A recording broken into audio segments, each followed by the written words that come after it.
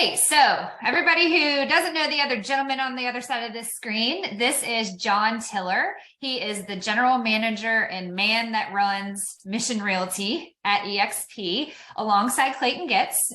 So it's like the two power men right there. I just love you. Like you're so giving of time, and you've helped me a ton, you and Clayton both. So for those of you who don't know, he was on our lead generation panel from last week. And I know it was a different aspect for you, John, because you were running the whole show. So the way I'm going to kind of go into this is like how you set it up, because I believe that you have a lot of value in running a big ship and setting up an ISA team and what lead generation looks like for you guys in a big capacity. So before I start, tell us a little bit about how many people's are at Mission Realty, how it's set up, like how is this structured? Yeah, great question. Well, Jenny, first of all, thanks for, again, doing this. It's such a needed thing in the marketplace. So many people are, they're just in need of information like this. And doing the interview is just as much a benefit for us to learn from other teams. So just really, again, appreciate you putting it together. So yeah, we've got a little bit of experience. We've been doing this for a little while. I've been building teams in some way or another for about 22 years, and I've done it wrong more than I've done it right. Just so happens that, after 20 years, I feel like we've finally gotten, we've hit it right on some things. We still get things wrong every day though. But the way that we're set up, we really believe strongly in the idea that lead generation should be both repeat and referral and paid lead generation to increase future repeat and referral, right? Yeah. So in other words, I should be lead genning and converting with people who I know, and then get to know more people who I can lead gen and convert so that I'll know them in the future and be able to convert those in the future. So it's both and. There's lots of people who are like, oh, I do all by referral. And man, that's great. I've just never seen it grow the way that it can grow if you're also out doing lead generation with people who you don't know and getting to know them, both from a referral standpoint, but also from a right now standpoint. I mean, who wouldn't want to get to know that buyer who doesn't have an agent, or that seller who doesn't have an agent who needs an agent? For me, it's both and we built our structure that way. And y'all are spreading wide. So like, I truly believe, like you said, there's a million ways to skin the cat, and it just depends on what you want. And we learned a lot of feedback, and I've known this, but some people operate just by repeat and referral, and like, that's their baby, and like, they are good. And then there's people like you and Clayton that have these huge, large visions of big empire type things. And in order to do that, what I hear you saying is that you have to have both. I mean, you have to like be pouring in new people, but also loving on the other people like really well to create that business, but also having, I think it was Clayton once told me, like, what are the legs of your stool? If one leg gives out, you got to have like other legs. That's exactly right. And so there's no wrong way, but you guys do it from a scalability level of like large scale. And that's why I'm excited to have you on here, because there are people out there that want to do that. And then there are people who just want to be a small or individual and still turn a good business. There's pros and cons to both. Well, that's right. And I think the big question is, do you want your business to be dependent on you? And there's not a wrong answer. But if you're going to do 100% referral, your business is always going to be dependent on you. And so from our standpoint, we would rather that the business is not dependent on us, but that we can pour into people who can run the business. And then we have the option. We don't see ever getting out of real estate, but we certainly have that option, and the business will go on with or without us. Yeah, that's exactly right. So how many people do you guys have at Mission Realty? So we've got 51 agents and staff now. About 40 of those are agents, and about 11 staff. Okay, cool. And so the way you guys set up lead generation at Mission Realty, are those 40 agents doing lead generation, or do you I know you have an ISA department. So is it an and with there too, or is it like you don't lead generate because we have somebody lead generating for you, or is it based on tiers? Like, tell me how that's set up.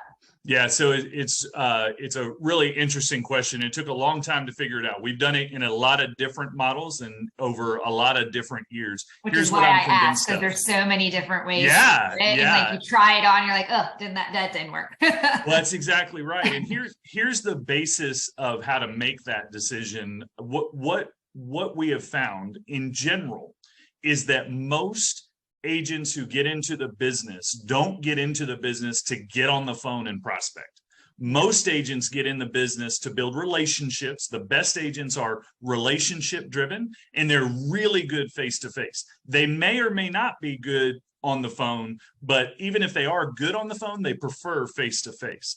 There is a small group of people who actually, believe it, and I know for probably most people watching, this is hard to believe, but there is a small group of people who are actually better at and enjoy being on the phone more than face to face.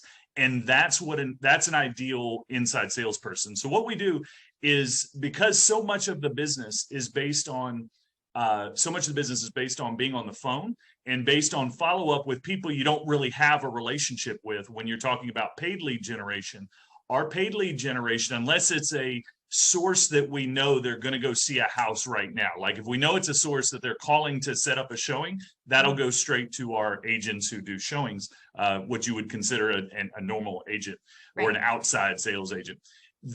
All the other calls, if we're not sure that they're calling to set up a showing right now, then that goes to our inside sales department, who sets them up, puts them on, and tries to build some level of relationship by providing or filling some need that the client has, or that the prospect has. They're not a client yet. That the prospect has when they call, and then puts them into a systematized follow-up action plan that we're willing to follow up for years. I shared a story that we had a 5-year-old prospect that we had converted earlier this year. And so the average time is not about 5 years old, but 5 years you've been working. Thank you so much. Yes, 5 years since we had first received the information about that person because they inquired online. They were a little bit older than 5. So yeah, that was good. That was yeah. So on the ISAs, that's how we set them up. We have them handle anything that we don't know is a right now appointment, and we have them follow up until there's the ability. Their job is to set appointments with qualified buyers, and qualified buyers to us and or sellers are people who are planning on buying or selling in the next 6 months. That's when it transitions from our inside sales agents to our sales partners, is what we call the agents on our team. Okay. So what I hear you saying is that the ISA team is the group that enjoys cultivating cold leads, warming them up through follow-up, providing value, emails, whatever it might be, text messages. They're warming them up until they become warm enough to be handed over to your sales partners. And then they have the job of then lead generating, lead follow-up, of like cultivating them to be hot and ready to go. Is that right? That's right. And converting them into the next step, which is agency agreements, right? The only purpose of a phone call or a direct message or an email or any kind of contact that we make, the only purpose is to set an appointment, a qualified appointment. And then the only purpose of going on an appointment is to convert that to an agency agreement, someone who agrees that they want to work with us. And then, of course, agency agreements turn into contracts, and contracts turn into closings where we get paid, and we can pay for all this, right? Yeah. So sales partners, though, I think the big misnomer is that sales partners don't do, if you have ISAs, sales partners don't have to do follow-up. All they got to do is go on the appointment. So good. Keep going. That's right. And so there are models that are like that, but the agent will never get paid the kind of money that you would get paid if you're actually good at follow-up with people you've met and that you know before. And that's what our sales partners do. So our sales partners are still every day are the expectation for all of them, and the ones who are the best are the ones who do it the most and who are the highest skilled at it, is still follow-up. We have a core value called fanatical follow-up. Like if you don't believe in fanatical follow-up, you're not going to be a good fit on our team, whether you're inside sales or a sales partner. That fanatical follow-up is just different. Sales partners generally do that better with people that they've already met on the appointment. It may be that the ISA originally set the appointment, the sales partner went and met that person, but then they're not ready to buy a house. They just want to go see a house. They're not ready to sell a house. They just wanted to talk about how much their house is worth so they can figure out, do they buy first or do they sell first? And so sales partners still do follow-up. And we do have kind of a return process that if the lead kind of goes really cold after just one appointment, then that sales partner can make the call to send that back to the ISA. To warm them back up. But we're all accountable to making sure that someone is following up with every prospect that we have in our database. I think that's really good because, a benefit to someone joining a large team would be this very thing. Like we hear like you said at the beginning, like people don't sign up for real estate to just call cold leads and expired listings and all the things. Like I believe that that's not what people think it is. So plugging into a model like this allows someone to still lead generate, but someone that is more warm and probably responding. It doesn't feel so freaking cold of like it's rejection. Not that it doesn't feel that way sometimes, because it still can, even if they're warm.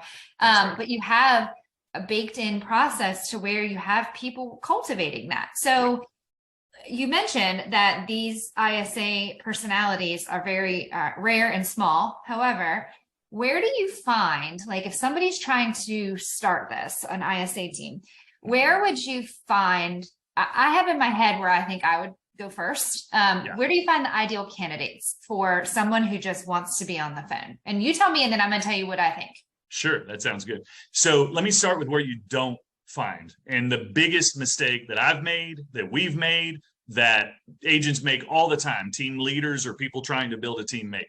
And that is going with people who want to become a sales partner or a full-time outside agent, and somehow thinking, and again, this is just my opinion, the reason why these panels work so well is because people have differing opinions. Yes, and that's exactly it. Yeah. So in my experience, while it is beneficial to have a sales partner be an ISA ahead of time, they will function better in their sales partner job because there is a level of fanatical follow-up. It's really, but that's not the best ISA. We're looking for career inside sales agents. A career inside sales agent can make plenty of money as a career inside sales agent.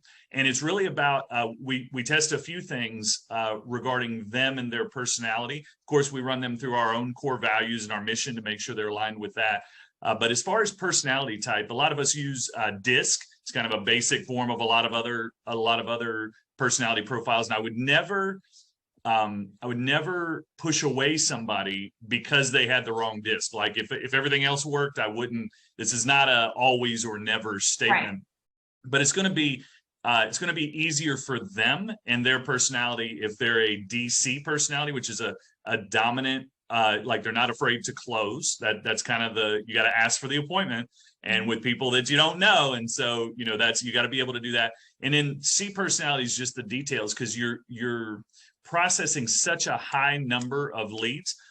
Where our minimum expectation is for our inside salespeople is that they would dial, which is there's a lot of ways to dial these days, right. But 250 dials or attempts. Or that they make 25 contacts, which is two-way dialogue, either by text or by phone, ideally by phone, but again, in today's world, it's sometimes by text or DM, or 2 qualified appointments. So a day in theory, or a week? A day. A day. See, I love that. A day.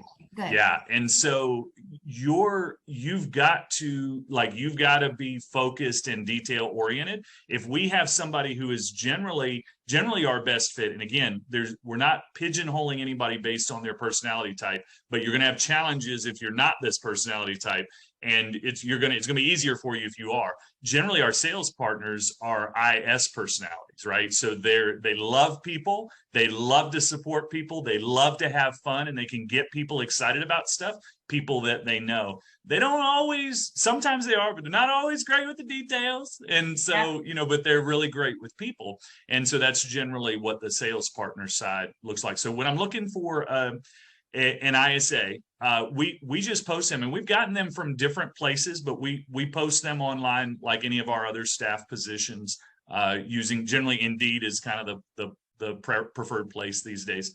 And they can come from all kinds of places, including call centers. Like that's usually the best. I was like, a call center, because every time I'm talking to somebody in a call center for whatever I'm doing, I'm like, these people sign up for these jobs. Like now they're not always the nicest, but you do run across some like really amazing call center people sometimes. I'm like, thank you so much for being so nice. That person would be a great ISA because they're doing that.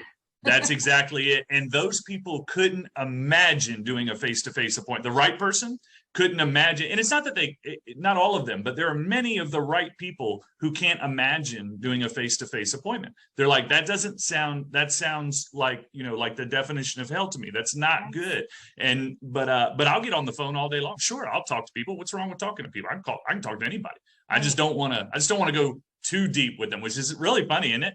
And but they still are relationship driven and understand that we're not hard closing anybody on the phone, but we are asking for the business. We're trying to build a relationship, identify needs, and they're very systems and process driven is what we're looking for there. I love that you pointed that out, because that in my mind, like as just a basic mindset, I'm like, oh, somebody who's going to want to talk to a bunch of people all day long is going to be an I. But you're right. When I think about an I does not want to sit at a desk and just grind it out. Like that is not an I personality. Even though they love talking to people, that's not the way usually they prefer to talk to people. It's like out and social and all the things. And so the DC is like, that makes total sense to me. The D has that competitive, diplomatic, like I'm going to get the job done. That's right. You tell me to dial 250 numbers, I'm going to dial 250 numbers a day. That's right. Exactly. So that makes total sense to me. So and the I want spontaneity, right? They don't they just want to go talk to who they want to talk to, when they want to talk to, and not have to be confined to a particular routine. And again, we don't want to pigeonhole anybody, because all of us are a blend of all those personalities. Yes, right? And I can relate to that. I mean, I started out at Expireds, and even though I was not that DC, like I did it and I was successful at it, but then I got quickly out of it because you found your D. You found your inner D to go. I did. Yeah. Yes. Yeah. So, that's great. So we'll kind of finish with this. It sounds like, I know you shared on the panel the dun dun dun moment of like where you get these leads. And so for the ISA, so you mentioned it a little bit already. You do paid lead sources. You'll also cultivate referral and repeat business. Paid lead sources for you are? Yeah, so we do about 58% of our business is paid leads, 42% is repeat and referral, and we'll sell about 500 homes this year, same as last year. And so of our paid business, about half of that, I was really glad that you gave the disclaimer that there's no judgment on these panels. Yep. About half of that is Zillow. Yes. And we can have a conversation at another time about the pros and cons about Zillow, but that's about half of our paid lead gen, and our other half of paid lead gen is everything from Google AdWords. That's the next source, if you will.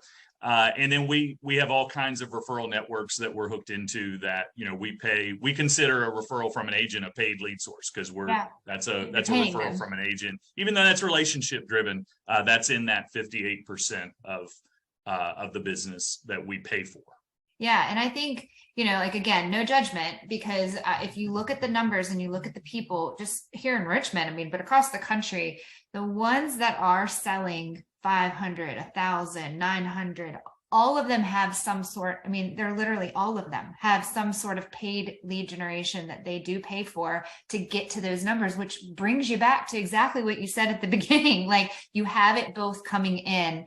And if that's what people want, like that's the way to go usually. And not that it's always Zillow or whatever, people can have multiple different things, but it is a thing. So we know that people, don't have the best opinions of it sometimes, but it works when you have a setup like you guys have. So yeah, and it's all, the danger and the hard part. The reason that there's only so many teams that do that is because you're going to lose money before you make money on paid lead yes, generation, right? exactly. So you're going to, and I'm not saying maybe on your first dollar, I'm not saying you'll lose that, but if you do it long enough, it won't take long before you're like, hey, how does this work? Because paid lead generation, any marketing plan, it takes six months to figure it out. So you gotta, if anybody was to ask for any advice on how to get started in paid lead gen, it's commit to a budget of 6 months and don't even think about pulling it until you've spent 6 months on that. Watch it closely, know your numbers. Yes.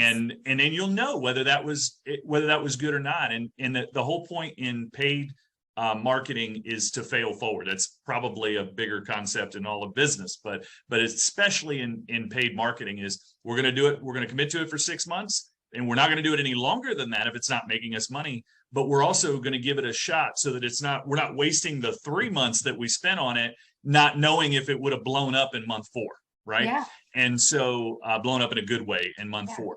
And so and you just try different stuff, and marketing's a weird animal. There's so many variables that are both within your control and outside of your control. Something that we're in masterminds for, one of the biggest things that we've done is just like you're allowing people to do right now, gotten in the room with people who are having success in different areas, finding out what they're doing. But I can tell you still today, we still have to kind of squash the excitement that we get when something worked really well for Jenny. I'm just going to go do the same thing and it'll work really well for me. It's not the case. Right. It's just not the case. There are things that will work for others that will not work for you. And you can't tell the difference. You can't tell why it's not, but it just doesn't. It has to do with your client base, with your particular marketing. And the good news is you can come out of the gates. And if you commit a percentage of your budget, my recommendation is 15% of your budget to marketing, that you'll be fine without that money. You go, it's kind of like investing in real estate. And you work it. That's right. And that's right. Honestly, I have a testimonial to that. That is me. We have cultivated and built our business by referral, and that's what we've done. And then I'm like, oh, let's add paid lead. And we did Commissions Inc. And we've had it for years. And it took exactly what you just said. It took time to see that return on investment. But then it also matters to the people you have working it. So you guys have an ISA team. They're fine working it because that's their profile. That's what they do. But when you are not building that out and you have a bunch of people on your team that want to work by referral and they've built a business by referral, and then you're like, do sync. They're like, I don't want to do sync. I want to go build it this way. So you just have to know also the people that you're putting in place, if you're going to do those, that you actually are cultivating what you're paying for, because otherwise you're just paying for a bunch of names and nothing happens with it. Because I'm telling you, those people are not calling you and saying, please help me. Like, you're having to cultivate them. Right. And we've both been there where we realized we've spent thousands of dollars for these good leads that should have had an ROI, should have had a return on that investment, but we just didn't put the right people to convert them in place at the right time. And a lot of times, when you're getting started, that's you. Like, you have to get good at doing conversion of paid leads. And it's not, you can hire that out, but you'll never lead that, whoever you hire, you'll never lead them as well as you will if you have that experience and know what it takes to get that return on investment. And when you do hire, they should be better but you should be able to do that. I will say this is no different. I'm thinking about another group that I'm in that has nothing to do with real estate. They're photographers. And this is no different. This conversation is no different in their world than it is in ours. Yeah. This photographer who I'm in a mastermind with, she makes millions of dollars, but I have seen her plan. She puts a ton out in paid leads. She is very well known with people, but that's not enough to build it to where she wants it. And so she has both. And that was an aha moment for me with you. It's no different in any other business. You see other people doing the same thing. It's like we think about it in real estate differently, but it's not.